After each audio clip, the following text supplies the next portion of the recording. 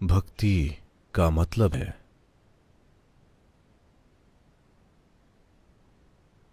खुद को ध्वस्त करने का साधन।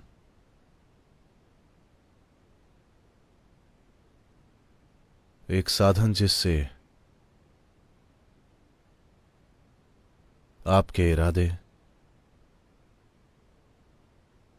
आपकी कल्पनाएं और आपके सपने ध्वस्त हो जाएं, जिससे आप एक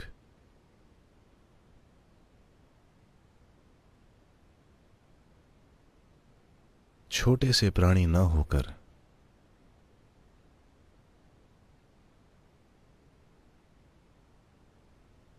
या इस सृष्टि में एक बेनाम छोटे से प्राणी न होकर खुद ईश्वर के हाथ बन जाएं।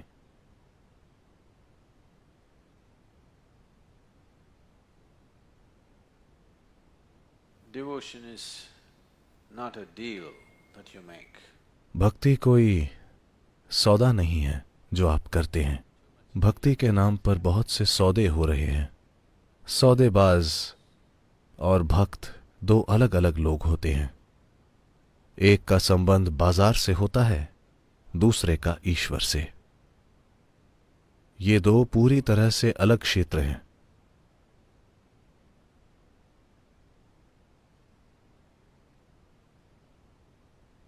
आपको ये समझना होगा कि जैसे ही आप सौदा करने बैठते हैं तो सौदे का धर्म है कि आपको दूसरे से ज्यादा स्मार्ट होने की पूरी कोशिश करनी है। नहीं, क्या आप एक नुकसान वाला सौदा करना चाहेंगे? जब आप सौदा करने बैठते हैं तो आप दूसरे से ज्यादा स्मार्ट होना चाहते हैं। पर अगर आप ईश्वर के साथ ये रवैया अपनाएंगे तो शुरू करने के पहले ही हार जाएंगे। आप अस्तित्व के साथ ऐसे बैठें, आप अपने गुरु के साथ ऐसे बैठें तो आप शुरू करने से पहले ही हार गए। आपको दौड़ने की जरूरत नहीं है, आप वैसे ही हार चुके हैं। आप जीत नहीं सकते।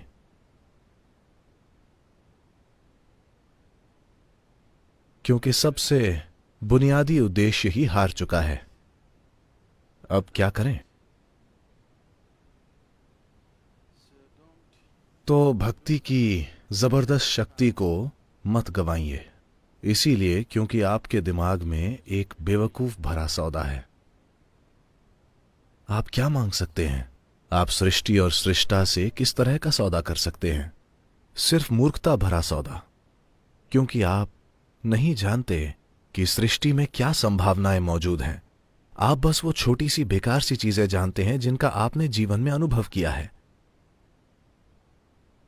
अगर अगर अगर आप एक ऊर्जा के संपर्क में हों, कम से कम एक ऊर्जा की मौजूदगी में हों जो सृष्टि का स्रोत है, और आप मांगे कि मुझे एक नौकरी चाहिए, मैं शादी करना चाहता हूं, तो यह बेवकूफी की हद है। आप नहीं जानते कि क्या संभावनाएं हैं। क्या यह सबसे अच्छा नहीं होगा कि आप कहें, मेरे साथ आप जो चाहे कीजिए? अगर आप संपर्क में आ गए तो क्या यह सबसे अच्छा नहीं होगा कि सृष्टि के स्रोत पर छोड़ दें, मेरे साथ आप जो चाहे कीजिए? नहीं नहीं, मुझे नौकरी चाहिए, मुझे ज्यादा तनख्वाह चाहिए, मुझे प्रमोशन चाहिए। हे भगवान, खुद के साथ ऐसा मत कीजिए। अगर कभी भी आप किसी ऐसी चीज के संपर्क में आते हैं जो आपसे बड़ी लगती है किसी भी रूप में, तब आपको सौदा करने की कोशिश नहीं करनी चाहिए। बस चुप रहिए। बस ये देखिए कि ग्रहण कैसे कर सकते हैं। यही भक्ति है। यानी आप समझते हैं कि ईश्वर का हाथ बनना सौदा करने से कहीं बड़ी संभावना है। चाहे वो सौदा आपके दिमाग में कितना भी बड़ा दिखाई दे, सौदे ही सौदे हमेशा हो रहे हैं, हर जगह।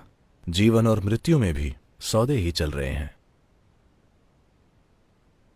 सौदों से भक्ति तक आना एक रूपांतरण है। ये ऐसा है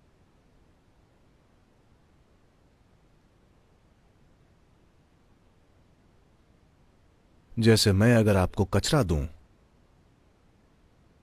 तो क्या आप मुझे कुछ खुशबूदार और सुंदर देंगे? नहीं। अगर मैं आपको कचरा दूं तो आप मुझे ज्यादा कचरा देना चाहेंगे। लेकिन प्लीज देखिए कि सृष्टि कैसे काम करती है। अगर आप इस पेड़ को कचरा देते हैं तो यह आपको फूल देता है ना? ईश्वर का यही तरीका है। अगर आप वाकई में एक भक्त बन जाएं तो आप ईश्वर के हाथ बन जाएंगे और फिर सब ऐसा ही होगा। आपकी ओर जो भी फेंका जाता है वो पोषण देगा। आपके मार्ग में जो भी आएगा वो आपके लिए सुंदर होगा, क्योंकि जो भी आता है आपको पता है उसे एक सुंदर रूप कैसे दिया जाए। यही भक्ति है। सौदा मतलब आपको फूल चाहिए, आप कचरा किसी और को देना चाहते हैं। अगर आप वैसा सौदा करें तो उसके बाद आप अलग हो जाएंगे, है ना? आप लोगों के किसी भी ग्रुप से अलग हो जाएंगे, या आखिर में आप सृष्टि के चलने के तरीके से ही अलग हो जाएंगे। जब हम कहते हैं योग तो हम मिलन की बात करते हैं। मिलन का मतलब आप यहां एक अलग प्राणी के रूप में नहीं हैं, आप यहां ईश्वर के हिस्से के रूप में हैं।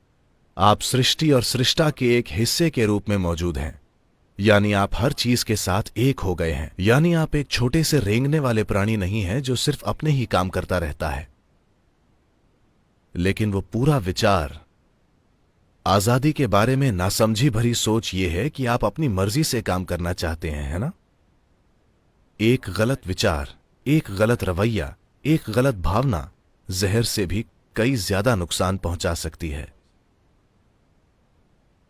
तो इसीलिए असतोमा सद्गमया, असतोमा सद्गुरु मैं ये बोल चुका हूं। नहीं, आपको जीवन के हर पल में ये बोलना होगा। जीवन के हर पल में यही यात्रा है कि आप झूठ से सत्य की ओर बढ़ रहे हैं, वरना जो सच नहीं है उसे आपके मन में सच दिखाया जा सकता है। जब आप अपने मन में झूठ को सच मान लेते हैं तब वो झूठ आपके होने के तरीके में ही जहर घोल देगा, और फिर आप सोचेंगे कि दुख आपको ढूंढते हुए क्यों आ रहे हैं। दुख तो आएंगे ही, और क्या होगा? अगर दुख नहीं आते तो उसका मतलब है मेरा जीवन असफल है। दुख आने चाहिए अगर आप गलत काम कर रहे हैं, है ना? कोई बहुत ही ध्यान से पेड़ पर चढ़ा।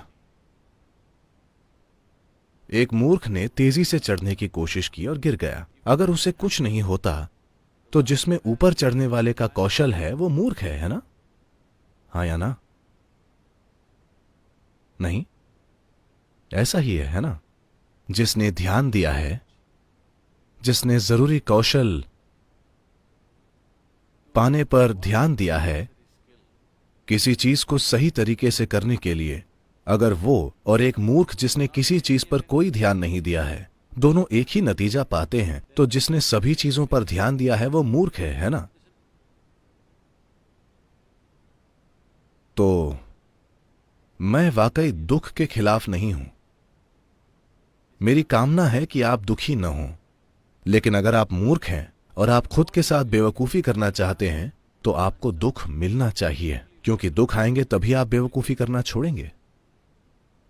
मान लीजिए, क्या आप देखते हैं कि अगर आपके शरीर में एक जख्म है जो सूख रहा है तो आप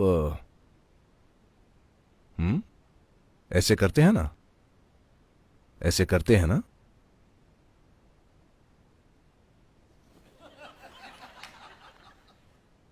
अगर आप गहरे चले जाते हैं और दर्द होता है तो आप रुक जाते हैं। मान लीजिए कि दर्द नहीं होता तो आप अपनी आंतें बाहर निकाल लेते।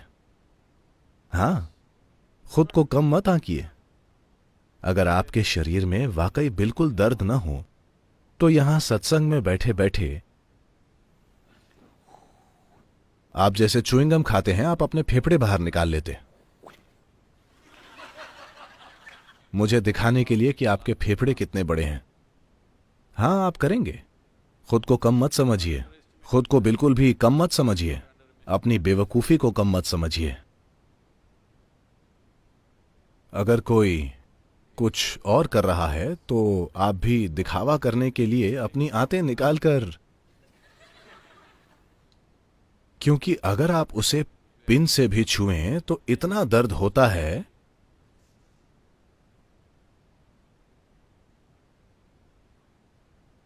जहां भी दर्द नहीं होता, आप पेड़ का दर्द नहीं जानते, आप जानवर का दर्द नहीं जानते, आप दूसरी चीजों का दर्द नहीं जानते, आप उन सभी चीजों को काटते जा रहे हैं, है ना? सिर्फ यहीं दर्द होता है तो आप इसे बचा रहे हैं। तो ये ठीक है, आप अच्छा कर रहे हैं। कम से कम आप इतना तो जानते हैं, बस इसी का विस्तार करना है, बस यही है। अब क्योंकि आप इसका दर्द जानते हैं तो आप इसे अच्छे से रख रहे हैं। अगर आप पहाड़ का दर्द जानने लगें तो आप पहाड़ को भी अच्छे से रखेंगे। अगर आप सृष्टि के दर्द को जाने तो आप हर चीज को अच्छे से रखेंगे, है ना? योग का यही मतलब है, मिलन। यानी हर चीज आपका एक हिस्सा बन गई है, और भक्ति वो आयाम है जो आपके और दूसरी चीजों के बीच की सीमा को बहुत आसानी से मिटा देता है।